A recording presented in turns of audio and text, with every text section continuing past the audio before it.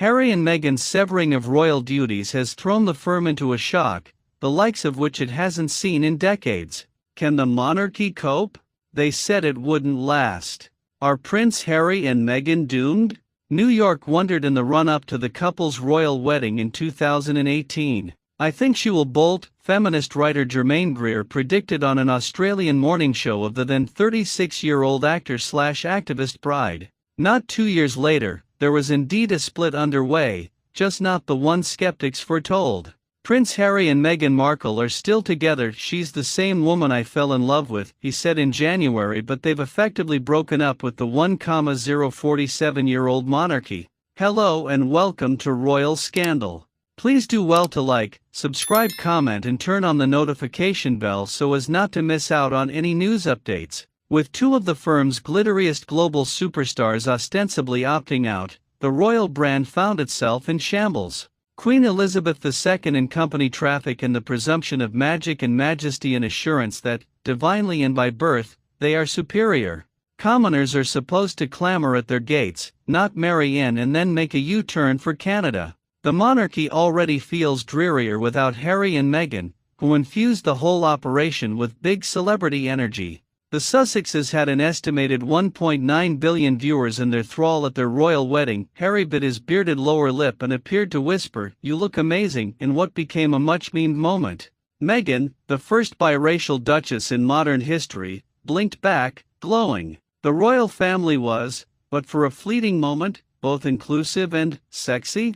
This historically white and musty institution needed the couple to appear modern and relevant to survive into the 21st century. And January's shocking news, dropped via Instagram, struck a House of Windsor already in crisis. Last November, someone else had quit the firm, when Prince Andrew relinquished royal duties for the foreseeable future amid allegations he was an abuser in Jeffrey Epstein's sex trafficking ring. The prince denies these allegations. In a disastrous BBC interview, the Duke of York minimized the late Epstein's alleged child sexual abuse as merely unbecoming. And before even that unpleasant PR nightmare/disaster, there were the tabloid rumors swirling around Prince William, Kate, and their turnip-toffs clique. It was only a year before when 98-year-old Prince Philip tumped over in his Land Rover, and that seemed like the worst kind of news coming out of BP. The Queen conceded in her annual Christmas address that 2019 felt quite bumpy.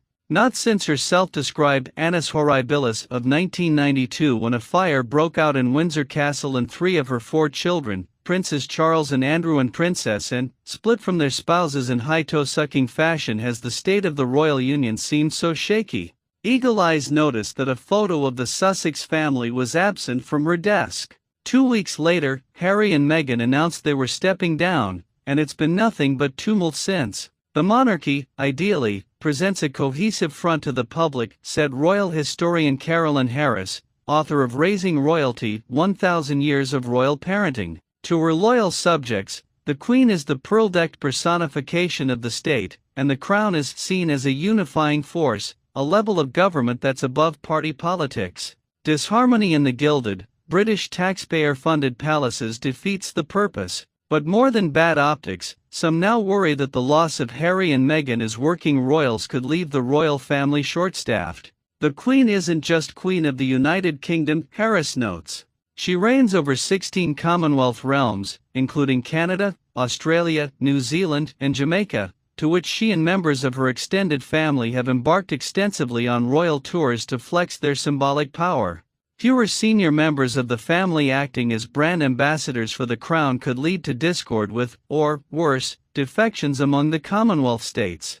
Australia held an unsuccessful constitutional referendum in 1999, Jamaica and Barbados have, at various times, considered replacing the Queen with a president. "If the royal family is less visible in the Commonwealth realms in the next reign," Harris said, "the question of the future of the monarchy in these 16 countries might arise." So much for the dream of the first biracial duchess in modern British history ushering in a progressive new era.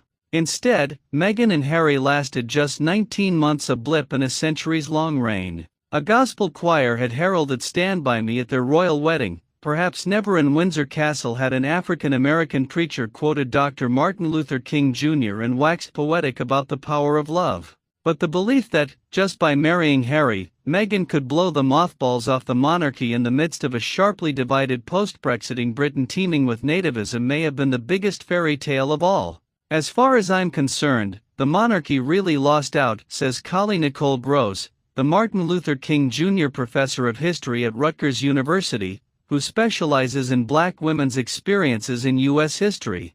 You push aside that pomp and circumstance, and what's underneath is not pretty. One might have guessed that Harry and Meghan would gradually drift into their own royal/celebrity hybrid roles. He had a TV deal with Oprah. She designed a capsule fashion collection to benefit underserved women. They declined to give their son, Archie, a title. But the brevity of Harry and Meghan's time as senior royals begs the question, how inhospitable must the royal mantle be to a biracial self-identified feminist and her rebel-hearted husband that they said goodbye so soon? The Irishman felt longer than Harry and Meg's tenure. I don't think it reflects well on the institution or its place in contemporary Britain. Afua Hirsch, the author of Brit-ish, and Equal to Everything, told VF, the big question when this engagement and this marriage was announced was whether a woman of color could thrive in the very specific context of the royal family. Harry's emotional statement that there really was no other option seems to provide a deflating answer. There was what Harry called a ruthless campaign of relentless propaganda against her by the British tabloids, and bald gestures, like Princess Michael of Kent's black Camorra brooch. The royal family is ground zero for a history of white supremacy and imperialism that they've never acknowledged, let alone apologized for it, Hirsch said. Buckingham Palace's one-time silence on the press treatment of the Duchess of Sussex now feels like a missed opportunity to have protected the first biracial duchess it initially seemed so pleased to claim. It was only as the two sides jockeyed over the public narrative, and attempted to iron out the terms of Meghan and Harry's exit, that the Queen took corrective measures. In a warm statement amid the Sussexes' departure in January, Queen Elizabeth said she was particularly proud of how Meghan has so quickly become one of the family.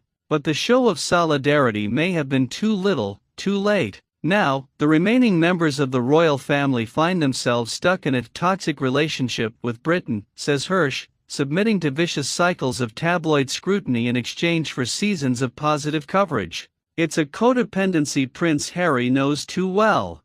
For all the suggestion that Meghan masterminded the couple's relocation to North America, Harry's own reasons to seek a more untethered life have been mounting since the death of his mother, Princess Diana, in 1997. I've seen what happens when someone I love is commoditised to the point that they are no longer treated or seen as a real person, he said in a statement announcing a lawsuit against the Mail on Sunday last year. I lost my mother, and now I watch my wife falling victim to the same powerful forces. Diana never escaped the vicious cycle between the royals and the tabloids. Harry seems determined to try. To others, the saga will only make the monarchy even more relatable. Royal families, they're just like us, and, in turn, beloved. Her Majesty's January statement, referring not to the monarchy but to my family, is a parallel to 1997, when she spoke as a grandmother about Diana's death. Reminding the public that the Queen is also Gangan goes a long way to humanizing the institution. Just as she did in the wake of 1992, the Queen and the remaining senior working royals carried on with public engagements as normal to make clear that the monarchy is not being paralyzed by any one disagreement, Harris said. As the Queen has said, I have to be seen to be believed. The royal family is only in danger, says Kahinda Andrews, a professor of Black Studies at Birmingham City University, when nobody cares. Thank you so much for watching. Please like and subscribe.